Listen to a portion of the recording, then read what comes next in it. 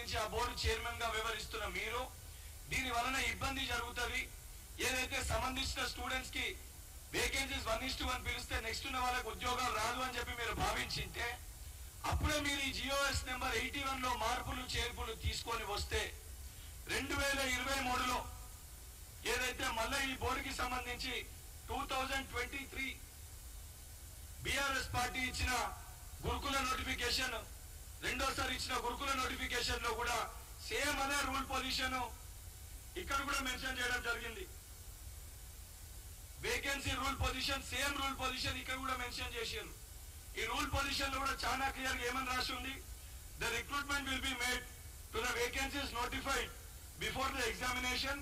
There shall be no waiting list as per GOs number 81 general administration department dated on 22/2/97. if the additional vacancies are reported by the government and addendum to be the effect will be issued అని very clear గా మీరు 2018లో ఏదైతే ఉండే same అదే 2023 ఏదైతే 2022 notification లో కూడా చాలా స్పష్టంగా అదే రూల్ పొజిషన్ ని కూడా పెట్టడం జరిగింది. దీన్ని బేస్ చేసుకుని 2018లో ఎప్పుడైతే మీరు చైర్మన్ గా ఉండే నిజంగా ఈ వాస్తవ పరిస్థితులు సరే మీ లెక్క నేను పెద్దగా చదువుకోకపోయినా సార్ నేను ఒక డాక్టర్ని, కాకపోతే మీరు రిక్రూట్మెంట్ బోర్డు కి సంబంధించి మీకు పూర్తి అవగాహన ఉంది కాబట్టి దూరదృష్టితో మీరు ఆలోచిస్తావు ప్రతి సమస్య పైన పదే పదే మీరు మాట్లాడతారు కాబట్టి 2018లో నిజంగా దూరదృష్టితో మీరు ఆలోచించింటే ఆ రోజు ఈ వాస్తవాలు ఆ రోజున్న బీఆర్ఎస్ ప్రభుత్వానికి మీరు వివరించింటే జిఓఎస్ నెంబర్ 81 లో మార్పులు చేర్పులు తీసుకొని వచ్చింటే 2022లో సేమ్ అదే రూల్ పొజిషన్ వచ్చేదా? మొదటి ప్రశ్న. ఇంకొకటి బహుశా మీరు మర్చిపోయారేమో, ఈ రోజు మీరు బీఆర్ఎస్ పార్టీలనే ఉన్నారు. బీఆర్ఎస్ పార్టీలనే ఈ యొక్క మీరే అన్నారు మేమిచ్చిన నోటిఫికేషన్లు మీరు ఇస్తున్న ఉద్యోగాలు అని. మీరిచ్చిన నోటిఫికేషన్ లోనే ఈ ప్రాబ్లంలు ఉన్నాయి. ఈ రోజు ఈ సమస్యలన్నీ ఉత్పన్నం కానికి కారణము కల్వకుంట్ల చంద్రశేఖరరావు గారు ఆలోచన లేకుండా ఏదైతే సంబంధించి నిపుణుల మాటలు వినకుండా మరి బహుశా 2018లో మీరు చెప్పిండ్రా చెప్పలేదా? మరి మీ మాట కేసీఆర్ గారు విన్నరా వినలేదా? మీరే సమాధానం చెప్పాలి దానికి. దాన్ని బేస్ చేసుకొని నేను చెప్పిన 2018లో మీరు మార్పులు చేర్పులు తీసుకొని వచ్చింటే ఈ రోజు 2022లో ఆ నోటిఫికేషన్ లో ప్రాసెస్ వచ్చేది కాదు. ఏదైతే 2023 నోటిఫికేషన్ లో 2023 నోటిఫికేషన్ లో ప్రాసెస్ వచ్చేది కాదు. ఈ రోజు ఆ సమస్య ఉత్పన్నం అయ్యేది కాదు. అయినా కూడా ఈ సమస్యని పరిష్కరించాలి, ఏ రకంగా పరిష్కరించాలని ఒక ఆలోచనతోటి ముఖ్యమంత్రి గారు సంబంధించిన డిపార్ట్మెంట్ లీగల్ ఒపీనియన్ తీసుకొని ఆ సమస్య పరిష్కారానికై మేము కృషి చేస్తున్నాం. అవన్నిటినీ పక్కన పెట్టి మాకేం సంబంధము మేమేం చేసినామంటే 100% సార్ నేను సిద్ధంగా ఉన్నాను. ఏదైతే మీరు అన్నట్టు వాస్తవానికి కల్వకుంట్ల చంద్రశేఖరరావు గారిని రమ్మనండి, లేదా వారికి ఆరోగ్యం సహకరించకపోతే వారి యొక్క తనయుడు ఏదైతే షాడో ముఖ్యమంత్రి లెక్క మొన్నటి లెక్క పనిచేశాని చెప్పుకుంటున్నా కల్వకుంట్ల తారక రామారావు గారిని రమ్మనండి. తనతో పాటు వాళ్ళ బావ హరీష్ రావు గారు కూడా ఎంట పెట్టుకొని రమ్మనండి. కేటీఆర్ గారు హరీష్ రావు గారు మీరు రండి, మీరు ఎక్కడికి రమ్మంటే అక్కడికి చాలా లెక్కలు తేల్చుకునేది ఉంది.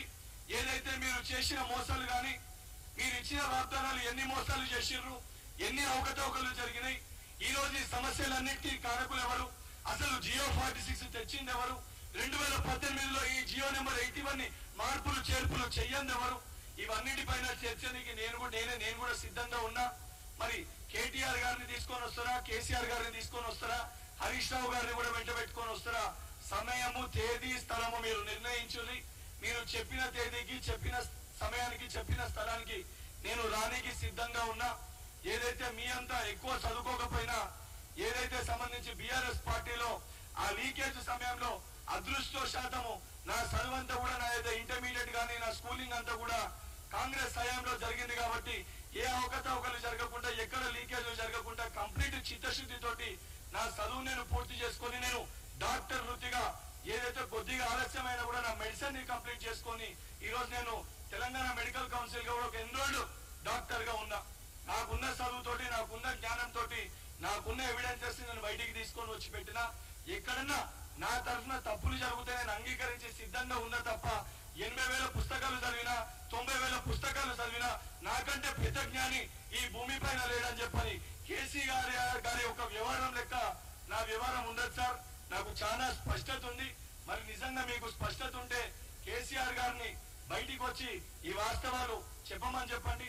ఆయన మాకు పాఠాలు చెప్పిన గురువులు, నిజాయితీగా నీతితోటి నేను పుట్టింది నా రాజకీయ అరంగేట్రం ఎన్ఎస్ఐ రాష్ట్ర అధ్యక్షుల లెక్కనే ఉన్నా. నేను గత 11 సంవత్సరాలకెళ్ళి కాంగ్రెస్ పార్టీలో ఉన్నా. ఏదైతే నా గురువులు నేర్పారు, ఒక సిద్ధాంతాల పరంగా ఏ పార్టీలో అయితే ఉంటామో, దేంట్లో ఉంటామో ఆఖరి శ్వాస వరకు దాంట్లోనే ఉండాలని చెప్పి నాకు నేర్పారు. నేను సంవత్సరానికి 3 పార్టీలు, ఏదైతే 3 వ్యక్తుల దగ్గరికి పోయే ఒక వ్యక్తిత్వం నాది కాదు. వాస్తవానికి నిజంగా మీకు చిత్తశుద్ధి ఉంటే బీఆర్ఎస్ పార్టీని గతంలో మీరు తిట్టిన మాటలు, బీఎస్పీ పార్టీలో మీరు ఉన్నప్పుడు గడిల గురించి మాట్లాడిన మాటలు, అవన్నిటినీ గుర్తు చేసుకొని అన్ని విషయాలపైన ఆ కుటుంబం కల్వకుంట్ల కుటుంబంకి ఒకరిని తన్నీరు హరీష్ రావు గారిని వెంట పెట్టుకొని వస్తే మీరు ఎక్కడంటే అక్కడ బహిరంగ చర్చకి నేను సిద్ధంగా ఉన్నాను. ఇప్పుడు దీన్ని ఉద్దేశించి ఏదైతే మా ఎస్సీసీఎల్ చైర్మన్ ప్రీతం గారిని మాట్లాడాల్సిందిగా కోరుతున్నాను.